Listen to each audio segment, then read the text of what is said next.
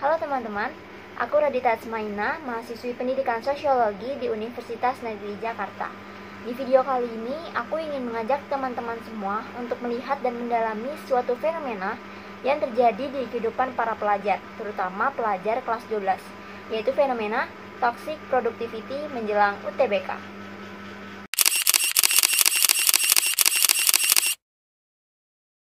Nah, di sini aku akan membahas bagaimana toxic productivity ini bisa terbentuk, bagaimana dampaknya terhadap para pelajar, dan bagaimana teori-teori sosiologi bisa membantu kita memahami dan mendalami fenomena toxic productivity ini. Nah, sebelum kita bahas lebih lanjut, kita kenali dulu apa itu toxic productivity. Nah, toxic productivity atau kepositifan yang beracun adalah sebuah konsep yang memandang hidup hanya dari emosi yang positif saja. Sedangkan emosi yang negatif seperti rasa kecewa, rasa marah, rasa sedih itu malah diabaikan atau bahkan ditolak. Seseorang merasa harus terlihat sibuk dan merasa harus terlihat produktif dibandingkan orang lain, sampai mereka mengorbankan waktu istirahat, kesehatan mereka, dan kehidupan sosial mereka. Nah, produktivitas ini yang awalnya positif jadi nggak positif lagi karena dilakukan secara terus-menerus dan dilakukan secara berlebihan. Jelang UTBK, banyak orang yang berlomba-lomba belajar sekeras mungkin untuk bisa mencapai keinginan mereka. Ada yang bangga bisa belajar selama 10-15 jam sehari, terus mereka upload di Instagram, TikTok, atau di YouTube. Nah, masalahnya ini jadi bukan tentang semangat belajar lagi, tapi jadi semacam kompetisi. Siapa yang paling produktif dan siapa yang paling rajin. Padahal, belum tentu semua orang bisa tahan untuk melakukan kebiasaan atau kegiatan seperti itu. Di masa transisi seperti sekarang ini, tekanan bisa datang dari mana saja, terutama dari keluarga, dari guru, teman, bahkan dari media sosial mereka. Tekanan inilah yang akhirnya memicu munculnya toxic productivity.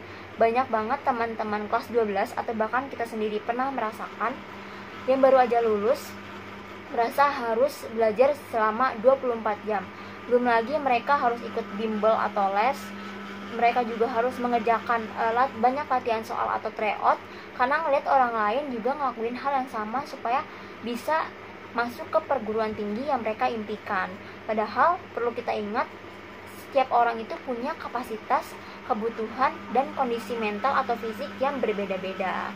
Nah, para pelajar juga seringkali membungkus apa yang mereka lihat, yang mereka tonton di media sosial menjadi kalimat motivasi kayak kamu harus bekerja keras lebih dari orang lain, kamu harus rajin belajar, gak boleh istirahat, atau tidur itu bisa bikin kita gagal. Padahal kalimat-kalimat itu justru bisa bikin kita ngerasa ngedown dan merasa harus lebih dari orang lain. Nah, toxic productivity ini juga tentunya berdampak banget gak cuma ke individu tapi juga ke kehidupan sosial kita. Yang pertama, jelas banget kalau toxic productivity ini bisa menyerang kesehatan mental kita. Banyak para pelajar yang merasa burnout, cemas, susah tidur, bahkan sampai trauma belajar. Belum lagi ketika mereka membandingkan diri mereka dengan orang lain yang kelihatan lebih produktif di media sosial. Banyak juga yang merasa bersalah saat mereka istirahat setelah belajar, padahal tubuh dan pikiran mereka itu udah capek banget gitu. Akhirnya bukannya tambah semangat, malah bisa kehilangan fokus belajar. Dan yang kedua, hubungan sosial juga jadi ikut terganggu. Karena terlalu fokus belajar, waktu buat keluarga atau teman itu jadi hilang. Dan ini juga tentunya nggak sehat dalam jangka waktu panjang. Karena manusia itu adalah makhluk sosial. Kita butuh bersosialisasi dengan orang lain, dengan teman kita, dengan keluarga kita. Jadi jangan sampai kita mengurung diri kita sendiri cuma buat belajar aja.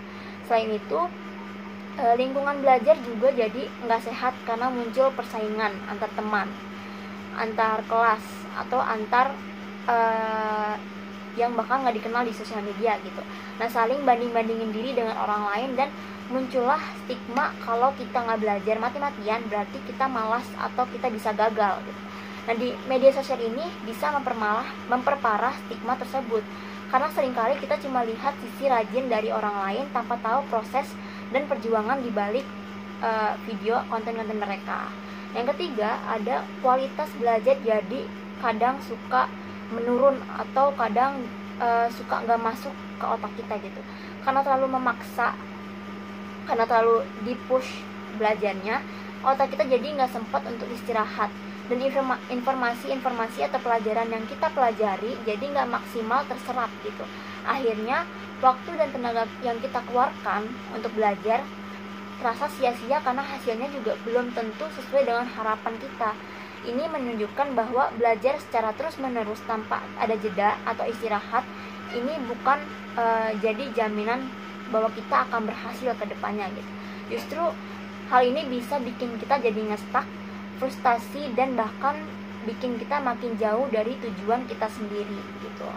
Kalau kita lihat dari kacamata sosiologi, ada beberapa teori yang bisa bantu kita memahami fenomena toxic productivity ini. Yang pertama ada teori dari Karl Marx, yaitu teori alienasi. Nah, teori ini bisa kita kaitkan dengan cara kita belajar. Kita bisa melihat gimana cara belajar kita yang awalnya buat kita belajar, buat kita memahami, malah jadi aktivitas yang bikin jauh dari tujuan kita, dari diri kita sendiri. Kenapa? Karena motivasinya udah bergeser. Bukan karena kita pengen paham, tapi karena kita pengen dapat validasi atau target kita. Akhirnya kita jadi teralienasi atau jadi terasingkan sama proses belajar itu sendiri. Nah, teori lainnya yang bisa kita kaitkan sama toxic productivity ini adalah teori peran yang dikemukakan oleh Ralph Linton. Nah, teori ini menurut Ralph menjelaskan kalau setiap orang ini punya peran sosial yang diharapkan oleh masyarakat, misalnya sebagai siswa yang berprestasi atau anak yang rajin.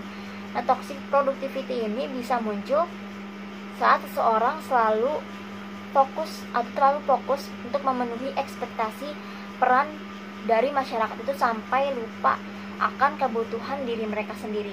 Jadi bukan cuma pengen belajar, tapi mereka pengen memenuhi label atau harapan sosial dari sekitar mereka. Nah, kedua teori ini, teori dari Karl Marx dan Ralph Linton ini menunjukkan kalau toxic productivity bukan muncul dari dalam diri kita aja, tapi bisa muncul karena dipengaruhi sama struktur sosial yang bisa buat kita merasa harus sesuai dengan ekspektasi sosial kita. Artinya, ini bukan cuma sekedar kurang manajemen waktu atau malas aja, tapi ini soal bagaimana sistem sosial dan nilai di sekitar kita bisa membentuk cara kita memandang belajar dan kesuksesan. Dan ketika ini dijalani tanpa adanya refleksi, yang kita dapatkan justru keterasingan dan kelelahan yang panjang. Dari semua yang udah kita bahas barusan, yang udah kita telaah tadi, kita bisa lihat bahwa memang toxic productivity ini bukan cuma soal rajin belajar aja, tapi juga soal tekanan sosial yang kita dapatkan, ekspektasi dari masyarakat, dan juga ketakutan yang kita hadapi gitu. Nah, kita perlu sadar bahwa produktif itu penting, tapi kesehatan mental dan fisik kita itu jauh lebih penting. Apalagi buat teman-teman kelas 12 atau para gap year yang lagi mengejar kampus impian, rasa cemas dan takut ketinggalan seringkali mendorong kita untuk terus memforsir dan mempush diri kita terus belajar.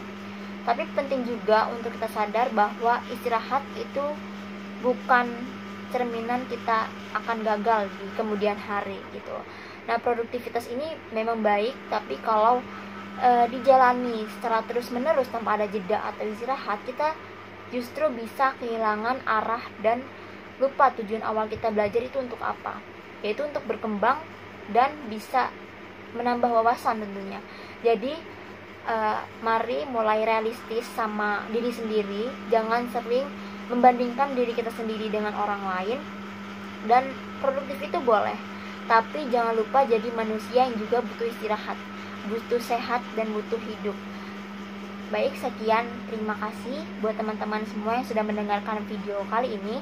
Semoga video ini bisa bermanfaat untuk kita semua dan bisa memberikan wawasan yang baru untuk kita semua, dan supaya kita juga bisa lebih bijak lagi dalam melihat semangat belajar dan berani membagi waktu tanpa takut untuk gagal. Wassalamualaikum warahmatullahi wabarakatuh.